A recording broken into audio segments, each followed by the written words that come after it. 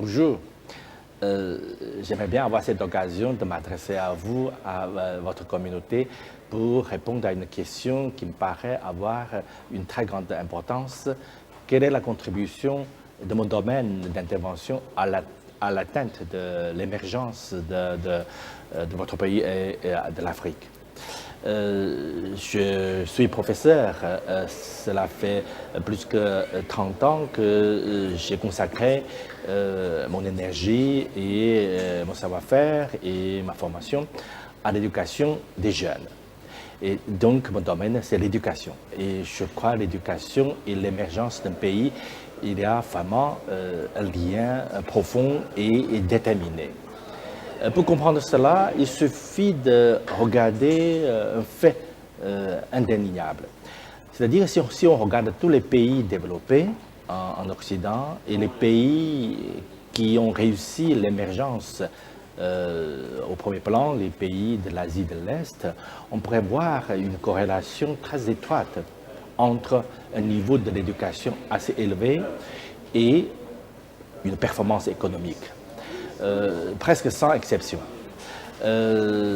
Prenons l'exemple des pays de l'Asie de l'Est, le Japon, la Corée du Sud et la Chine plus récemment. On peut voir que tous ces pays-là ont investi de manière massive et continue dans leur système éducatif. Et comme par résultat, leur système éducatif maintient un niveau assez satisfaisant pour la société civile et aussi pour le pays. Et en plus, vous pouvez voir que la contribution de l'éducation au développement économique en termes de PIB est aussi évidente. Selon les statistiques des économistes, à partir de 1995 jusqu'à 2004, pendant cette période où la Chine a connu une croissance la plus exceptionnelle, la contribution de l'éducation à cette croissance de PIB se trouve à la hauteur de un peu moins de 24%. Donc ça, c'est considérable. Et si on considère aussi un autre facteur, c'est que l'investissement pendant cette même période en équipement était 10 fois supérieur à celui en éducation.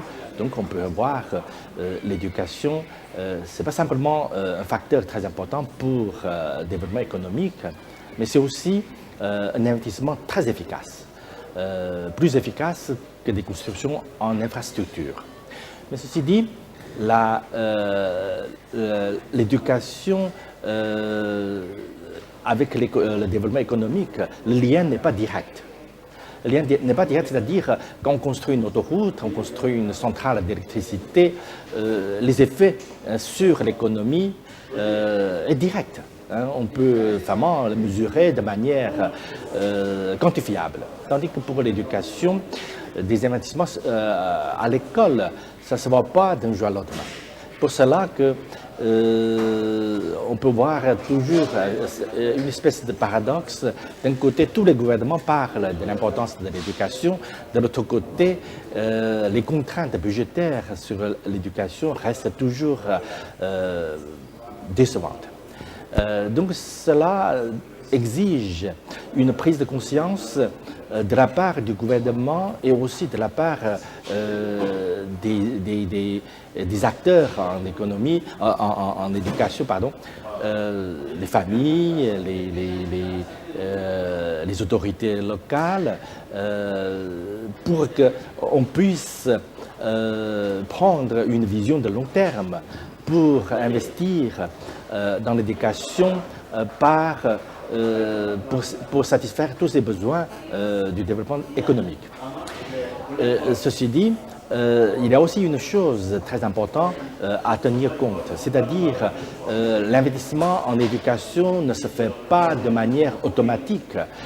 Il faut aussi envisager des réformes parce qu'il faut chercher une adéquation entre un système éducatif et le système économique de l'autre côté.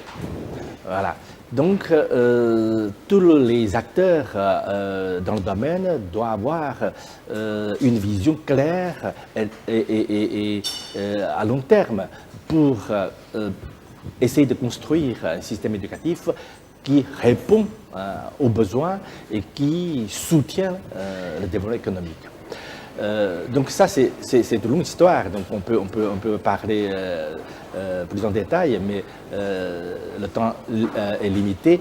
Donc je voudrais justement résumer ma pensée en une phrase. C'est-à-dire, si vous voulez construire un avenir pour vos enfants, hein, envoyez-les à l'école. À une meilleure école, si vous avez le choix, hein, envoyer l'école. Et de l'autre côté, pour le gouvernement, si vous voulez avoir vraiment une croissance soutenue et durable, construire des écoles et essayer de former les meilleurs professeurs et les enseignants pour la jeunesse. Ça, c'est une condition sine qua non pour l'émergence d'un pays, d'une société et d'une région. Je vous remercie pour votre attention et j'espère que vous pouvez partager mon idée sur l'importance de l'éducation. Pour moi, c'est vraiment la chose la plus importante pour un pays, pour un individu et pour une société.